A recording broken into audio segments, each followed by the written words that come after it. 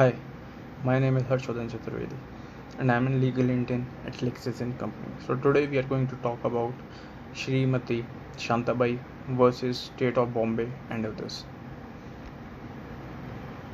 In this case, Constitution of India 1950, Article 32 and 19, Sub Article 1, Clause F, Clause G, Transfer of Property Act 1882, Section 3, Madhya Pradesh Abolition of Property Rights Act 1950, Section 3 Maintainability of petition under Article 32 regarding setting aside order may be respondent number 3.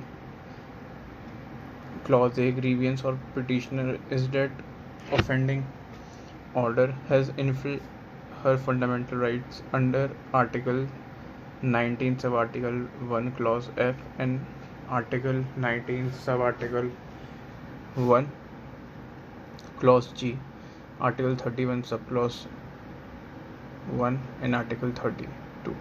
State is not a party to contract and is not bound by contract and accordingly acknowledges no liability under contract, which being purely personal does not run and with land if petitioner maintains that by some process not quite apparent, state is also bound by that contract. Even then she has owner of the contract can only seek to enforce contract in ordinary way and sue state if she be so advised, as to which we say nothing, and claim whatever damages or compensation she be entitled to for alleged breach out of held for reasons stated above, whether rights if any may be acquired or petitioner under the document or any of the several interpretations. Petitioners cannot be complained of infringement by state of any fundamental right or enforcement of which alone a petitioner under Article 32 is maintainable. Difference between standing timber and a tree. Held standing timber must be a tree that is in a state fit to these purpose, and further tree that is meant to be converted into a timber so shortly that it can already be looked upon as a timber for all practical purposes, even though it is still standing. Petition dismissed. The judgment was delivered by Justice Sudhir Ranjan Das. He stated that we have had the advantage of pursuing the judgment prepared by our learned brother Bose, which he will presently read. While we agree with him that his application must be dismissed, we would prefer to base our decision on reasons slightly different from those adopted by our learned brother. The relevant facts will be found fully set out of him in his judgment.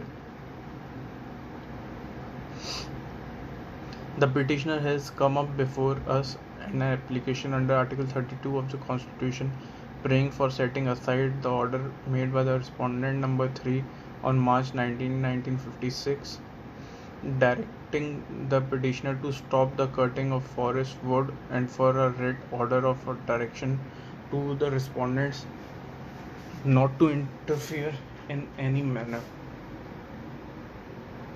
manufacture charcoal, and to exercise other rights mentioned in the petition. Since the application is under Article 32 of the Constitution, the petitioner must make out that there has been an infringement of some fundamental rights claimed by her. The petitioner's grievance is that the offending order has infringed her fundamental rights under Article 19 sub Article 1 Clause F and under Article 19 subclause 1 Clause G. She claims to have derived the fundamental rights which are alleged to have been infringed from a document dated April 26, 1948, whereby her husband Shri Balliram Bhau Doe, the petitioner of certain forests in 8 several tehsils, granted to her right to take the appropriate all kinds of wood, building wood, fuel wood and bamboos etc. from the said forest for a period from date to the document up to December 26, 1960. Thank you.